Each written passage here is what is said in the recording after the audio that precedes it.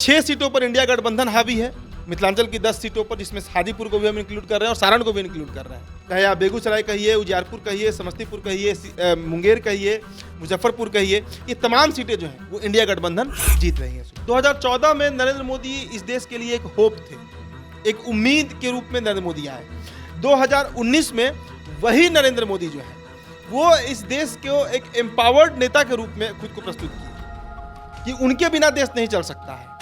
समझिएगा बात, उनके बिना पाकिस्तान को कोई जवाब नहीं दे सकता है। लेकिन 2024 में वोटर्स के सामने मजबूरी बन गया है नरेंद्र मोदी कि लालू यादव ने जो एक एक्सपेरिमेंट इस बार किया है ना बिहार में, बड़ा सफल होते हुए एक्सपेरिमेंट मुझे दिख रहा है। कई सीटों पर बड़ा उलटफेर किया गया। जैसे मोतिहारी से कुशवाहा को लड़ा दिया गया, औरंगाबाद से कुशवाहा को लड़ा दिया गया, नवादा से कुशवाहा को लड़ा दिया गया, श्रवण कुशवाहा, अभय कुशवाहा, राजेश कुशवाहा, कुछ भी नाम रखिए, कुशवाहा है। कई सीटों पर देखिएगा सुबह में ये देखने को मिलेगा कि जीत हार का जो मार्जिन होगा ना कई लोकसभाओं में वो बड़ा कम होगा। जिस तरह 2019 में हुआ था 3 लाख का मार्जिन, 4 लाख का मार्जिन, 5-5 लाख का मार्जिन देखने को मिला। खुद बेगूसराय में गिरिराज सिंह 3.5 लाख के मार्जिन से जीते थे, मुंगेर में ललन सिंह बड़े मार्जिन से जीते थे, उजियारपुर में नित्यानंद राय बड़े मार्जिन से जीते थे, दरभंगा में गोपाल जी ठाकुर बड़े मार्जिन से जीते थे। वो मार्जिन इस बार नहीं देखने को मिले। 2024 लोकसभा चुनाव के 7वें चरण का चुनाव आज बीत गया। देखिए, चुनाव के पर्व का समापन हो गया है और बिहार की जनता यह जानना चाहती है कि 40 लोकसभा सीटों पर क्या कुछ हो रहा है, कौन सा प्रत्याशी हमारे क्षेत्र से जीत रहा है, तमाम तरह की चीजें हैं। पिछले वीडियो में आपने देखा कि हम लोगों ने सीमांचल की 10 सीटों पर और एक सीट मिथिलांचल की भी सीट थी, उस पर हम लोगों ने सटीक और विश्वसनीय एग्जिट पोल आपको दिखाया। देखिए, और दूसरे वीडियो में अभी हम मिथिलांचल की सीटों पर चर्चा करेंगे कि क्या कुछ हो रहा है, किस प्रत्याशी की जीत हो रही है, एग्जिट पोल क्या कुछ कह रहा है, और सबसे सटीक और सबसे विश्वसनीय जो है एग्जिट पोल हमारे सहयोगी उदित आर्यन आपको बताएंगे। उदित जी, सबसे पहले दरभंगा लोकसभा की बात करें तो दरभंगा लोकसभा में गोपाल जी ठाकुर जो है वह एनडीए के प्रत्याशी थे, भाजपा के प्रत्याशी के तौर पर चुनावी मैदान में थे। और दूसरी तरफ दरभंगा की बात करें तो आरजेडी से ललित यादव थे। वोटिंग प्रतिशत की अगर बात करें तो 56.63% वोट हुआ है दरभंगा में। क्या लग रहा है, गोपाल जी ठाकुर फिर से हावी रहेंगे?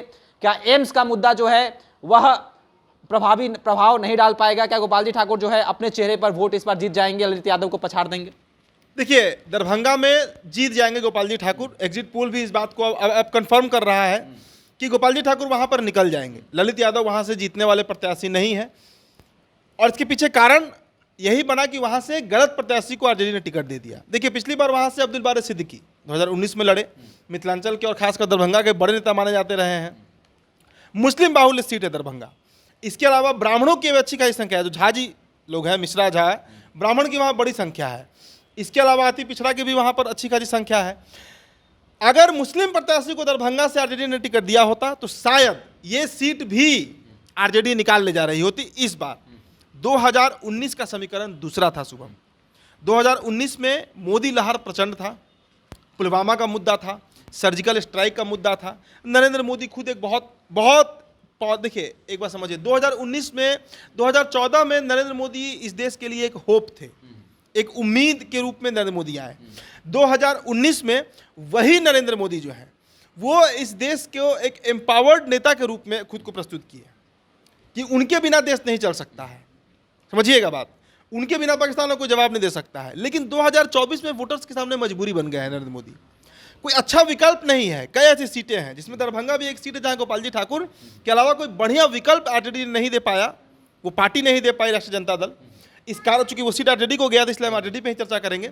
इसलिए वो सीट जो है वो गोपाल जी ठाकुर आराम से निकाल कर ले जाएंगे। करीब करीब जितने वोट पड़े हैं उसमें करीब करीब 60% वोट जो है ना वो अकेले गोपाल जी ठाकुर को मिल रहा है। पूरा ब्राह्मण वोट उनको मिला, वैश्य वोट उनको मिला, और यादव वोट का भी एक बड़ा तबका जो है वो टूट कर गया उनके साथ।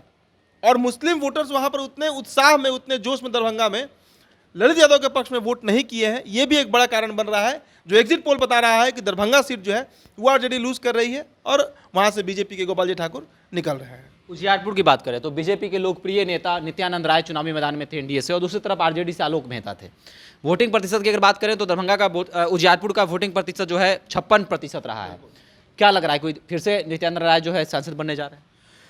देखिए, उजियारपुर में इस बार खेला हो गया है और अब तो एग्जिट पोल भी इस बात को बार बार साबित कर रहा है, कह रहा है इस बात को कि उजियारपुर में इस बार आलोक मेहता निकाल रहे हैं। वो सीट आलोक मेहता निकाल रहे हैं, कारण वहाँ पर कुशवाहा वोटों की गोलबंदी हो गई पूरी तरीके से उनके पक्ष में। इसके अलावा यादव वोटर्स भी जो है वो इस बार पूरी तरीके से, जिस तरीके से पिछले बार एक बड़े यादव वोट में सदमारी नित्यानंद राय कर लिए थे, वो नहीं हो पाया। तो सबसे बड़ा फैक्टर यही बना कि कुशवाहा वोट एक तरफा चला गया और यादव वोट का भी एक बड़ा तबका चला गया आरजेडी के साथ, और यही दोनों वहां पर उजियारपुर में डिसिसिव वोटर है। इसलिए मैंने उस दिन भी कहा था, जिस दिन वोटिंग हुआ था, कि नित्यानंद राय वहां पर इस बार फंस गए हैं। और अब तो क्लियर कट आ रहा है कि उजियारपुर से आलोक मेहता जो है वो एक तरफा लीड लेते हुए दिखाई दे रहे हैं। देखिए, आलोक मेहता बड़े नेता हैं और शायद सबसे शिक्षित नेताओं में से एक हैं आरजेडी के। और कुशवाहा फेस आरजेडी में अगर कोई मेरे नजर से पूछे कि कुशवाहा का चेहरा कौन है राष्ट्रीय जनता दल में, तो एक दौर था जब शकुन चौधरी हुआ करते थे, लेकिन आज के संदर्भ में अगर आप पूछिए बिहार में कौन है तो आलोक मेहता है।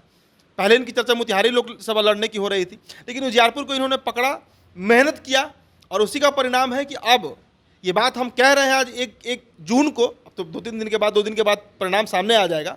अगर ज़्यादा बड़ा उलटफेर नहीं हुआ तो एग्जिट पोल भी इस बात की तरफ इशारा कर रहा है कि आलोक मेहता क्लीन स्वीप कर रहे हैं and he is winning Ujiarpur by a large margin. एक बड़े मार्जिन के अंतर से, 1.5 लाख 2 लाख के वोट के अंतर से उजियारपुर जो है वो आलोक मेहता फतह कर रहे हैं। समस्तीपुर लोकसभा की बात की जाए, काफ़ी चर्चा का विषय बना रहा समस्तीपुर, बड़ा हॉट सीट था। शांभवी चौधरी जो है वह एलजेपी की प्रत्याशी हुई, अचानक से प्रत्याशियों का नाम का घोषणा हुआ, लोग भौचक्के रह गए कि ये कौन है, शांभवी चौधरी कौन है। बाद में पता चला कि अशोक चौधरी की बेटी हैं।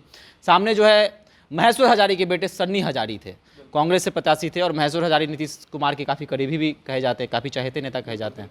तो क्या लग रहा है कि शांभवी चौधरी के पक्ष में कई नेता जो है समस्तीपुर पहुंचे हुए थे, चाहे वो नीतीश कुमार हो, चाहे वो खुद उसके उनके पापा हो अशोक चौधरी हो, भारी कैंप हुआ है शांभवी चौधरी के पक्ष में। तो क्या लग रहा है कि शांभवी चौधरी हावी हैं सन्नी हजारी? देखिए, कांटे की लड़ाई तो हुई वहां पर, इसमें कोई दो राय नहीं था। बीजेपी हो, खुद नीतीश कुमार के बारे में कहा गया कि उनके बड़ा दुलरुआ नेता है अशोक चौधरी, उनकी बेटी लड़ रही हैं।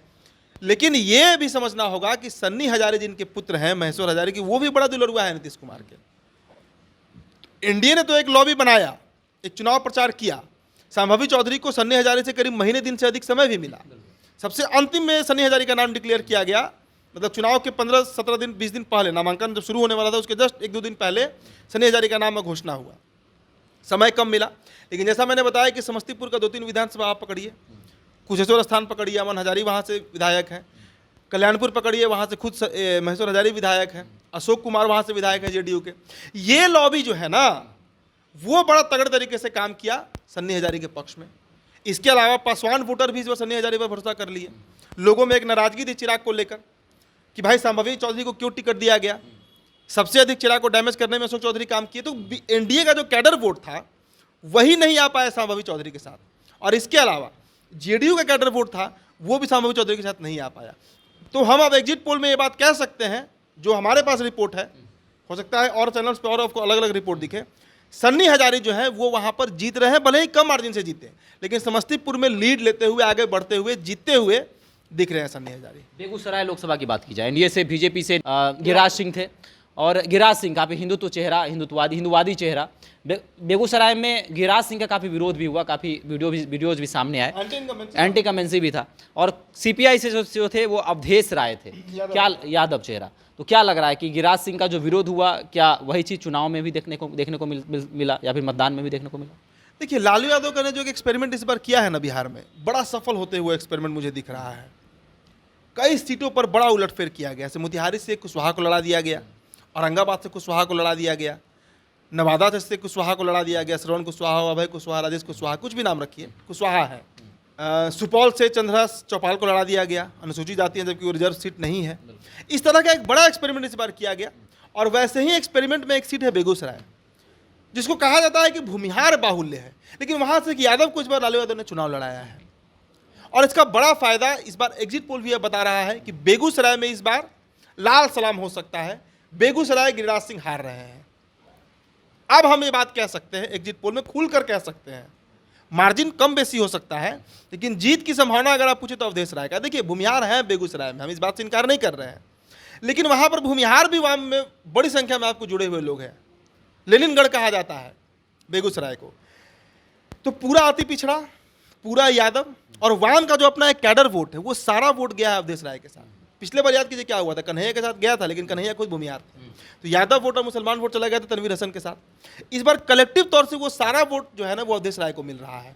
तो हम कह सकते हैं कि बेगूसराय भी जो है वो इंडिया गठबंधन या बिहार का महागठबंधन कहिए या वाम का जो प्रत्याशी हैं अवधेश राय, वो ये सीट फतह कर रहे हैं। और इसमें पूरी श्रेय जो है ना वो लालू यादव को जाना चाहिए। अगर इस बार बेगूसराय में गिरिराज हार रहे हैं, जो रिपोर्ट बता रहा है, जो एग्जिट पोल जिसकी तरफ इशारा कर रहा है, तो ये बड़ा उलटफेर इस बार होने जा रहा है बिहार में, और बिहार के लोकसभा बेगूसराय में।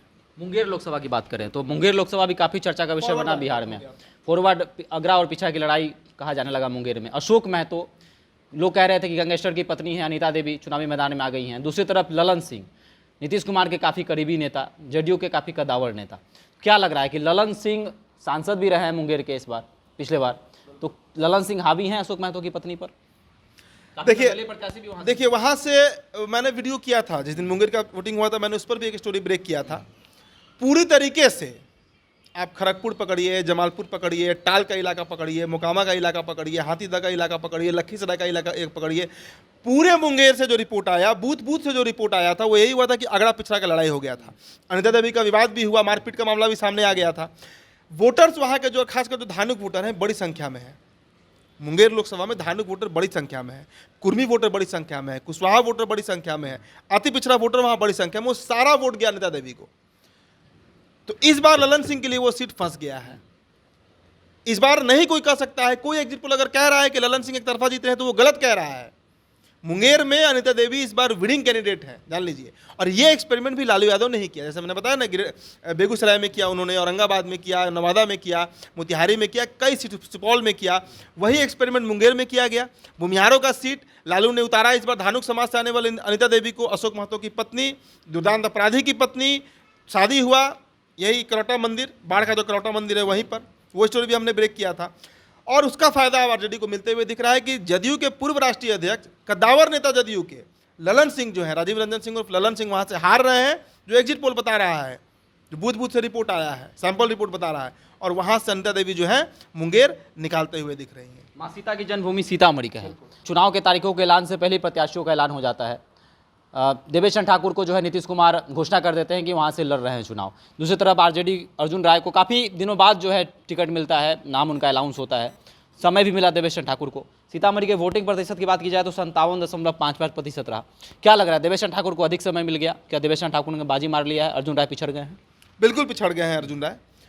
सीतामढ़ी में हमको लग रहा है कि 6 महीना से कैंपेनिंग कर रहे थे देवेश चंद्र ठाकुर। ब्राह्मण चेहरा है और वहाँ के ब्राह्मण और वैश्य का पूरा वोट जो है ना वो गया है देवेश चंद्र ठाकुर को, और वही वहाँ जिताते हराते हैं।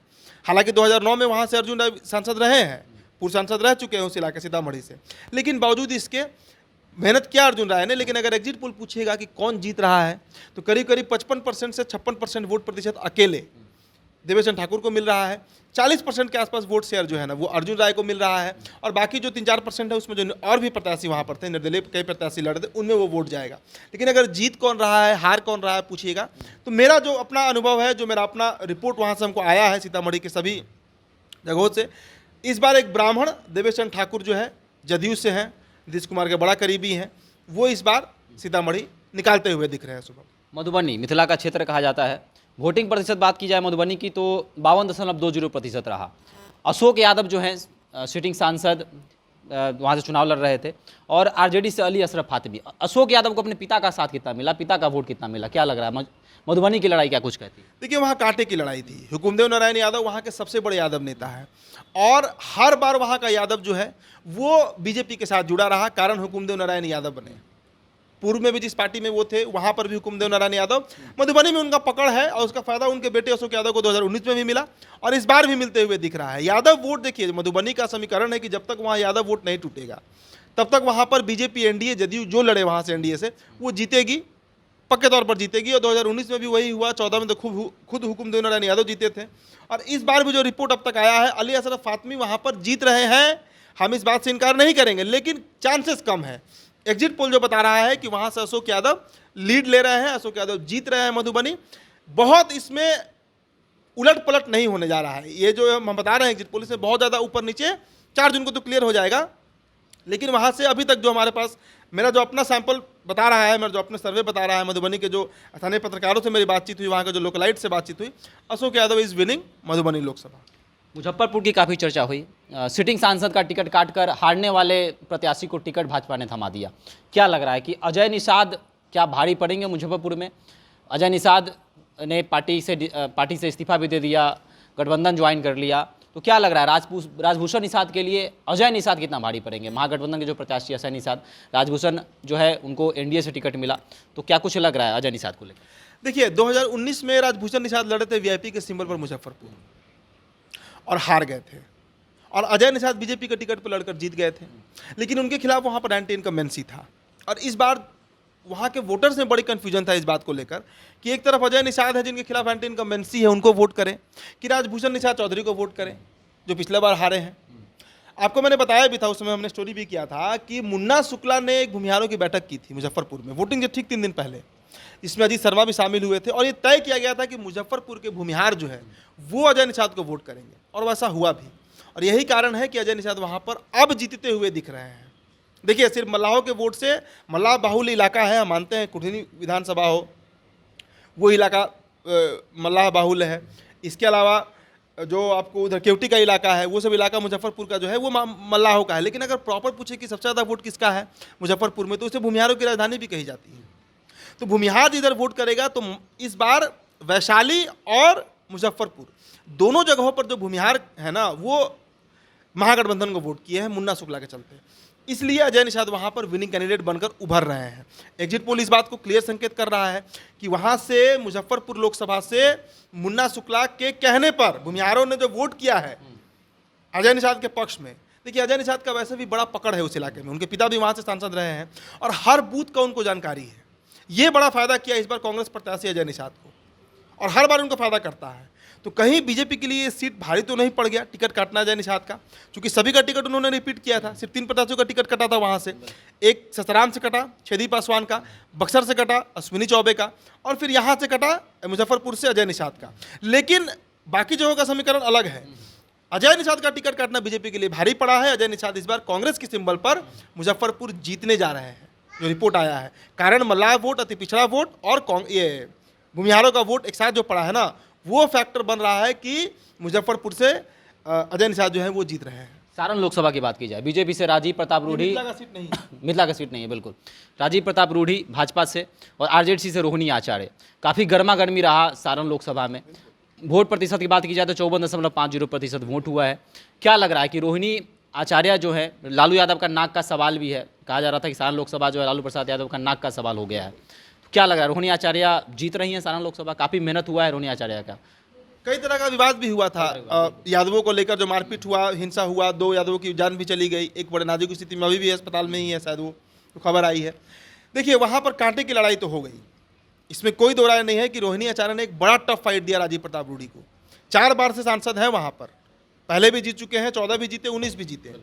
लेकिन बावजूद इसके पहली बार लड़ रही रोहिणी आचार्य ने जिस तरीके का परफॉर्मेंस दिया, जो मेहनत उनका दिखा, और 15 दिनों तक लालू यादव ने सारण को अगोर कर रखा, बांध कर रखा, वो खुद वहाँ पर कैंप कर रहे थे, उसका फायदा रोहिणी आचार्य को मिला। अगर पूछेगा कि जीत कौन रहा है, तो अगर शहरी इलाकों में लोगों से बात कीजिए आप, जो छपरा नगर परिषद है वहाँ पर, तो वो लोग कहेंगे राजीव प्रताप रूढ़ी जीत रहे हैं। लेकिन अगर आप ग्रामीण इलाकों में जाइए, सोनपुर में चले जाइए, परसा बाजार में चले जाइए, तो वहाँ पर से रिपोर्ट आ गई कि रोहिणी आचार्य जीत रही है। तो ग्रामीण इलाके ही तय करते हैं ना कि कौन जीत रहा है, कौन हार रहा है। तो उस एग्जिट, अगर उस मापदंड पे हम सैंपल्स को मतलब गुणागणित करें, तो ये बात स्पष्ट तौर पे आ रहा है कि भले ही 25,000 के मार्जिन से जीते, लेकिन जीतेंगे रोहिणी आचार्य ही। अगर कोई बड़ा उलटफेर ना हो गया हो तो सारण में अगर आप पूछे कि जीत कौन रहा है, तो मेरा कहना है कि रोहिणी आचार्य वहाँ से जीत रही हैं। राजीव प्रताप रूढ़ी हार रहे हैं। हो सकता है कि राजीव प्रताप रूढ़ी भी जीत जाए, लेकिन बड़ा कम इस बार, बहुत कई सीटों पर देखिएगा सुबह में ये देखने को मिलेगा कि जीत हार का जो मार्जिन होगा ना कई लोकसभाओं में, वो बड़ा कम होगा। जिस तरह 2019 में हुआ था, 3 लाख का मार्जिन, 4 लाख का मार्जिन, 5-5 लाख का मार्जिन देखने को मिला। खुद बेगूसराय में गिरिराज सिंह 3.5 लाख के मार्जिन से जीते थे, मुंगेर में ललन सिंह बड़े मार्जिन से जीते थे, उजियारपुर में नित्यानंद राय बड़े मार्जिन से जीते थे, दरभंगा में गोपाल जी ठाकुर बड़े मार्जिन से जीते थे। वो मार्जिन इस बार नहीं देखने को मिलेगा, कम होगा, सभी सीटों पर कम होगा। वैसा ही सारण में भी होगा। लेकिन अगर पूछे कि हार जीत कौन रहा है, एग्जिट पोल क्या बता रहा है, तो मेरा कहना है कि रोहिणी आचार्य वहाँ पर भारी है राजीव प्रताप रूढ़ी पर। एक और सीट बिहार का हॉट सीट हाजीपुर, चिराग पासवान, रामविलास पासवान के बेटे, उनके पिता की पारंपरिक सीट। क्या लग रहा है कि चिराग पासवान, काफ़ी कुछ ड्रामा भी हुआ हाजीपुर में, अम्बेडकर की मूर्ति को दूध से नहलाया गया, कहा जा रहा था कि चिराग जो है हाजीपुर से लड़ रहे हैं, जमुई से क्यों नहीं लड़ रहे हैं, चाहे चाचा पशुपति पारस का जो है मामला हो। क्या कुछ कहेंगे? चिराग पासवान क्या हाजीपुर जीत रहे हैं? क्या अपने पापा का पारंपरिक सीट बचा लिए हैं? सबसे बड़ा सवाल ये। बिल्कुल बचा लिए है, इसमें आपको बहुत ज़्यादा शंका नहीं है। देखिए, डर वहाँ पे था कि यादव वोट और कुशवाहा वोट किधर जाएगा। यादव वोट तो वैसे भी ज़्यादा शिवचंद्र राम के साथ ही, लेकिन कुशवाहा वोट को लेकर डर था हाजीपुर में। तो अब हम ये बात कह सकते हैं कि कुशवाहा वोटर्स ने चिराग का साथ दिया है। वहाँ पर हमने उस दिन भी कहा था, जिस दिन वोटिंग हुआ था हाजीपुर में, 5th फेज में था वोटिंग, हमने उस दिन भी कहा था कि कुशवाहा ने चिराग को जिता दिया। और इसके लिए आपको याद होगा कि उमेश कुशवाहा, जदयू के प्रदेश अध्यक्ष, खुद नीतीश कुमार 2 दिन वहाँ पर कैंप किए, 2 दिन वहाँ पर रोड शो में गए, भाषण दिए, तब वो वोट इन्फ्लुएंस हुआ। नहीं तो चिराग के लिए वो सीट टफ बना हुआ था हाजीपुर का। इसके अलावा सवर्ण मतदाताओं पर भी बात टिकी हुई थी कि राजपूत वोट किधर जाएगा। राजपूत नाराज भी चल रहे थे, कई जगह पर राजपूत नाराज थे बिहार में एनडीए से, लेकिन राजपूतों का भी वोट जो है ना वो चिराग को मिल गया। तो हम ये बात कह सकते हैं कि शिवचंद्र राम को फिर इस बार वहाँ पर हार का सामना करना पड़ेगा और हाजीपुर में चिराग पासवान जो है वो सीट निकाल रहे हैं। 10 लोकसभा सीट हुई, क्या लग रहा है? 10 लोकसभा में इस बार कौन हावी है? मिथिलांचल की जो सीटें हैं, देखिए 6 सीटों पर इंडिया गठबंधन हावी है। मिथिलांचल की 10 सीटों पर, जिसमें हाजीपुर को भी हम इंक्लूड कर रहे हैं और सारण को भी इंक्लूड कर रहे हैं। अब इंडिया गठबंधन कौन कौन सी सीट जीत रही है? उजियारपुर में आलोक मेहता जीत रहे हैं इंडिया गठबंधन से, समस्तीपुर में सन्नी हजारी जीत रहे हैं, बेगूसराय में अवधेश राय जीत रहे हैं, मुंगेर में अनिता देवी जीत रही हैं, मुजफ्फरपुर में अजय निषाद जीत रहे हैं और सारण में रोहिणी आचार्य जीत रही हैं। ये रिपोर्ट है। आप अगर पूछे कि एनडीए गठबंधन कितनी सीटें जीत रही हैं तो उजियारपुर, यहाँ से आपको दरभंगा में गोपाल जी ठाकुर जीत रहे हैं, इसके अलावा सीतामढ़ी में देवेचंद ठाकुर जीत रहे हैं, मधुबनी में अशोक यादव जीत रहे हैं और हाजीपुर में चिराग जीत रहे हैं। ये 4 सीटें एनडीए गठबंधन को मैं दूंगा। बाकी की जो 6 सीटें हैं, चाहे आप बेगूसराय कहिए, उजियारपुर कहिए, समस्तीपुर कहिए, मुंगेर कहिए, मुजफ्फरपुर कहिए, ये तमाम सीटें जो हैं वो इंडिया गठबंधन जीत रही हैं। चलिए, तो बिहार में 40 की 40 लोकसभा जीतने का जो वादा, चाहे वह जो कहीं ना कहीं जो एनडीए गठबंधन कह रही थी कि 40 लोकसभा सीट हम लोग जीतेंगे और देश में 400 पार का जो नारा एनडीए ने दिया था, वह कहीं ना कहीं बिहार में सही साबित होते हुए नहीं दिख रहा है। उसकी हकीकत कुछ और है। और जिन 10 सीटों पर हम लोगों ने विश्लेषण किया, मिथिलांचल की जो सीटें थी उसमें 6 सीट फिर से INDIA गठबंधन को मिलने जा रही हैं। सिर्फ 4 सीट जो है वह सीट एनडीए गठबंधन को मिलने की संभावना है। तो कहने कहीं सबसे सटीक और विश्वसनीय एग्जिट पोल है, एनडीए गठबंधन को मात्र 4 सीट, 10 सीटों में मात्र 4 सीट मिलने जा रहा है। और कहीं ना कहीं इनमें भी जो है तेजस्वी यादव को ही क्रेडिट देना पड़ेगा कि उन्होंने इन सभी जगहों पर सभाएं की, चाहे वो सीतामढ़ी का सीट हो, मुजफ्फरपुर का हो, समस्तीपुर का सीट हो, चाहे वह कहें तो उजियारपुर का सीट हो, चाहे वह सारण का सीट हो, तमाम जगहों पर तेजस्वी यादव दिखे और चुनावी जनसभाओं को उन्होंने संबोधित किया। मोदी लहर और नरेंद्र मोदी के खिलाफ, चाहे एनडीए की जो नीति है, भाजपा की जो नीति है, उसके खिलाफ लगातार बोले, युवाओं की बात किए। तो कहीं ना कहीं देख सकते हैं कि फिर से इंडिया गठबंधन जो है वह इन 10 सीटों पर हावी चल रही है। तो आपको क्या लग रहा है, क्या इन सीटों पर एनडीए का दबदबा रहेगा या फिर महागठबंधन जो है या सीट जीत रहा है? कितना विश्वसनीय या एग्जिट पोल रहा, अभी हमारे साथ साझा कर सकते हैं। धन्यवाद।